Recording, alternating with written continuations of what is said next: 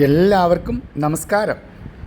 ഇന്ന് നമ്മൾ പോകുന്നത് ശ്രീവല്ലഭ മഹാക്ഷേത്രത്തിലാണ്. ഈ ക്ഷേത്രം ഏകദേശം 2229 വർഷം പിന്നിലുള്ള ചരിത്രമുണ്ടെന്നാണ് പറയപ്പെടുക. ഇവിടെ വല്ലഭ ക്ഷേത്രം എന്നറിയപ്പെടുന്നെങ്കിലും സുദർശന ചക്രമാണ് അല്ലെങ്കിൽ സുദർശന മൂർത്തിയാണ് ആദ്യം പ്രതിഷ്ഠിക്കപ്പെട്ടത്.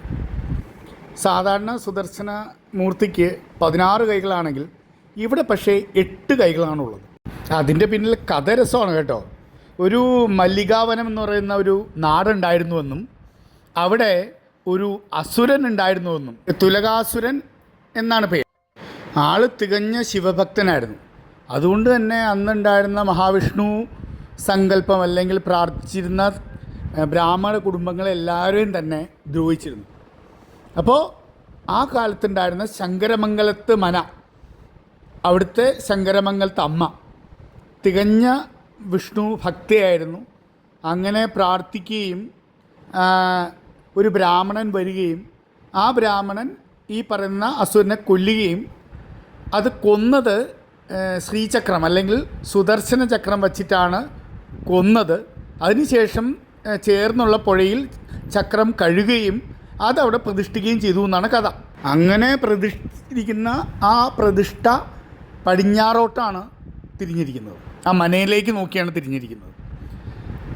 ഇതാണ് ആ കാണുന്ന സുദർശന ചക്രത്തിൻ്റെ അതാണ് മന. അങ്ങോട്ട് ആ സൈഡിലേക്കാണ് മനയിരിക്കുന്നത്. ഇതാണ് സുദർശന ചക്രം.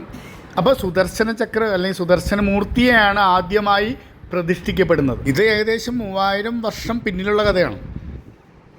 അതിന് ശേഷം BC 59 ശ്രീവല്ലഭ പ്രതിഷ്ഠ ചെയ്യപ്പെടുന്നത്. ഈ കാണുന്നത് വളരെ പ്രശസ്തമായ പെരുന്തച്ചൻ പണിത ഗരുഡൻ്റെ മാടത്തറയാണ്. അതും വളരെ വിശേഷമാണ്. അങ്ങനെ തൊഴുത് പതുക്കെ ഞാൻ ഇറങ്ങി. ഇന്നെല്ലാവർക്കും വിഷു ആശംസകൾ നേരുന്നു.